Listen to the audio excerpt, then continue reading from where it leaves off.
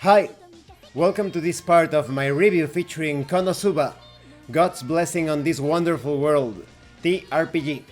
If you haven't seen the other parts of my review featuring this role-playing game based on the popular isekai series, please check out the playlist in the description below. This time we are going to talk about the World section and the Game Master section.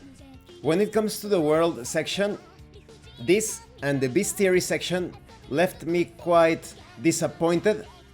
I think, well, from the perspective of a player that already knows how to play a role-playing game, I think that I would have preferred that the replay was not included and that they would have dedicated more pages to the World section and the Bestiary section. We will talk about the Bestiary in a future part of this review.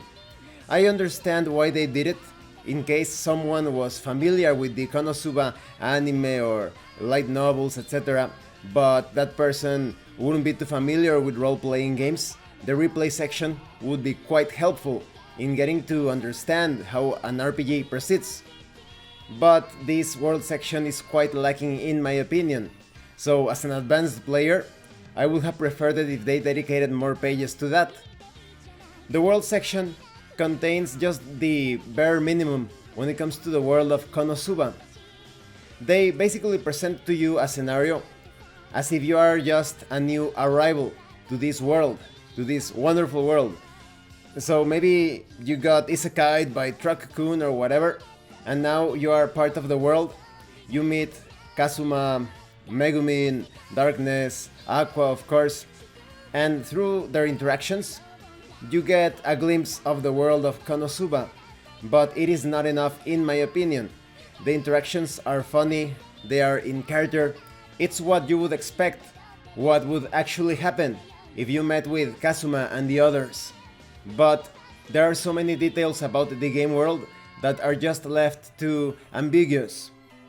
You have some profile information concerning Luna, Kazuma, Darkness, Megumin, Aqua, even Wiz, but you don't know more about the beastmen, you don't know about the dwarves, the elves, about the orcs of course. We will talk about orcs in when I talk about the bestiary.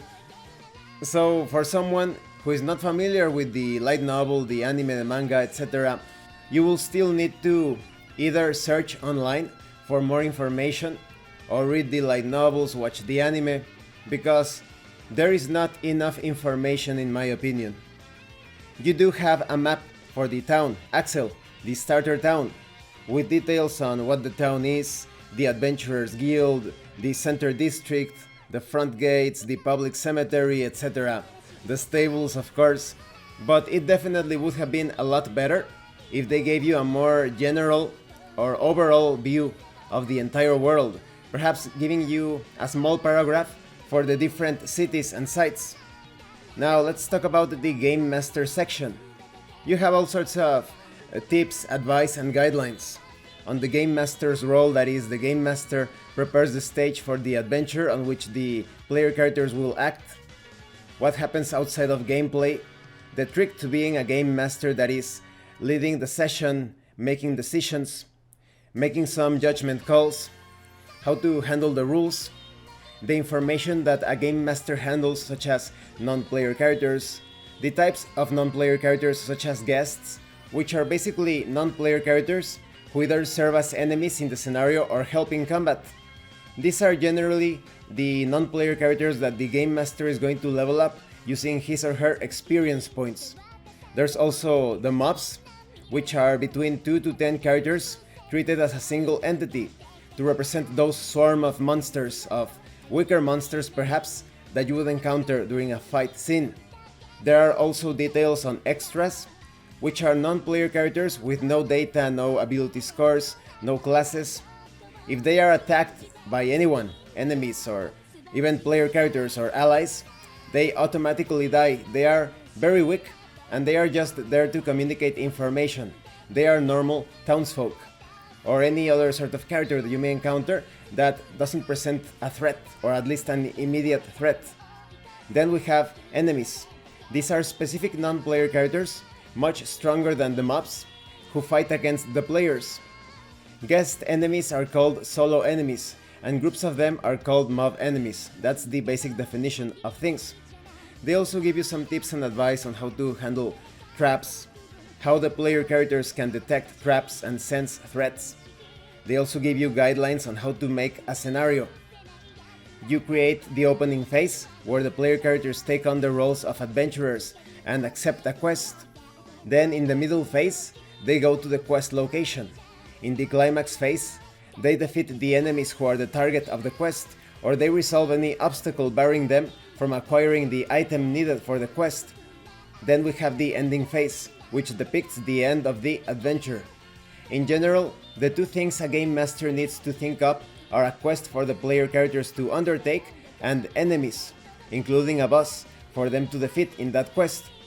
A quest is an appeal made of the player character adventurers that asks them to slay enemies, collect items, etc.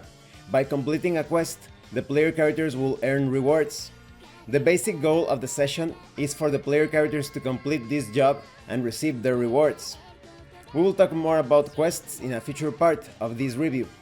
So you have all sorts of tips on how to design quest rewards, how to handle the middle phase abridgment, the changes in scenarios, how to create high-level player characters if you want to start out quite powerful right away, how to decide on experience points, how to handle items and money.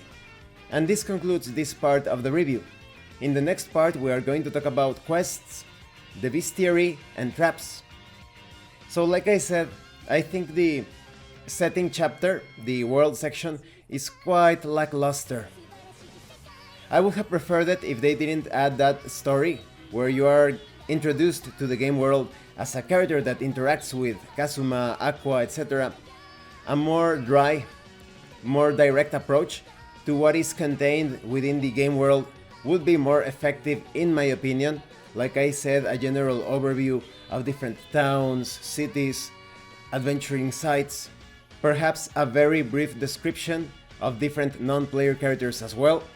I don't know if this was intentional for you to buy the light novels or read the manga or watch the anime to understand more about the game world, but yes, this section was disappointing. However, the Game Master section, I think it's sufficient to get you started into the fine art of game mastering a session or an entire campaign.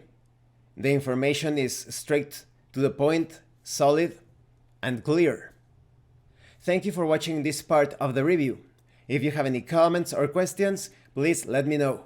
And thank you so much to those of you that have been supporting the channel by sending drive-thru RPG gift certificates. If anyone else wants to further support the channel, the information on how to do that will be in the description below. Once again, thank you, and see you later.